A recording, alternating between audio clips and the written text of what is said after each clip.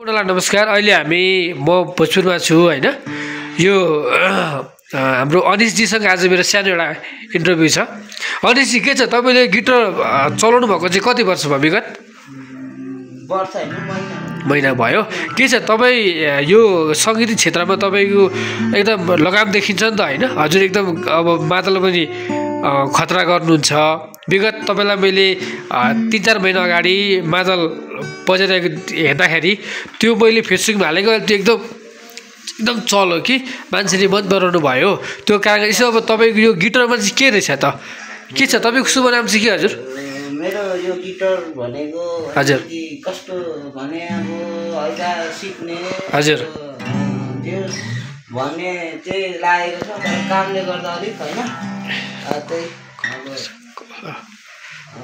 भनौँ अब त्यो कामले गर्दाखेरि थोरै मात्रमा हैन हजुर हजुर छैन। अब 2 महिना जस्तो भयो गिटार पक्रेको थिएँ। हजुर हजुर अब आउँदैन हजुर सिक्दैछु भर्खरै। ओके ल मन भुलाउने भनौँ न यो गिटार चाहिँ अब खुसी लाग्यो तपाईसँग यसरी भिडियो खिच्न पाउँदा र यसरी तपाईसँग गफ गर्न पाउँदा मलाई पनि धेरै खुसी लागिरहेको छ हैन। र अब तपाईसँग गिटार तपाईले समात्दै गर्दा चाहिँ एउटा गीत के जाओस् कि जान्छ, तपाईको एकदम आत्मादेखि एउटा राम्रो गीत हैन टट्टै गाइदिनु भने हामी खुसी हुन्थ्यौँ। ल हामी एकदम तपाईको गीत सुन्नमा हामी आतुर छौँ है त। छोटो ओके ल ओके छोटो मिठो ओके ओके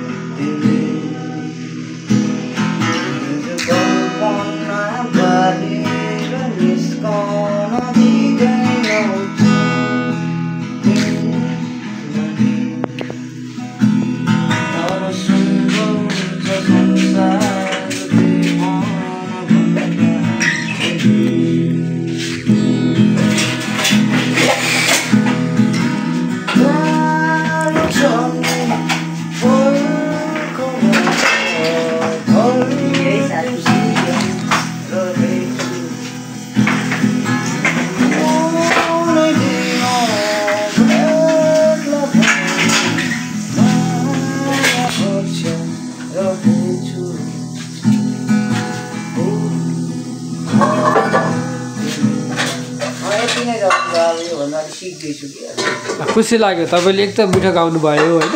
म यो अहिले तुरुन्तै फेसबुक र युट्युबमा हाल्दैछु, तपाईले एकपल्ट हेर्नु होला है त। ल एकदम तपाईको कलालाई म मान्छु है त। ओके ल थ्याङ्क यू सो मच।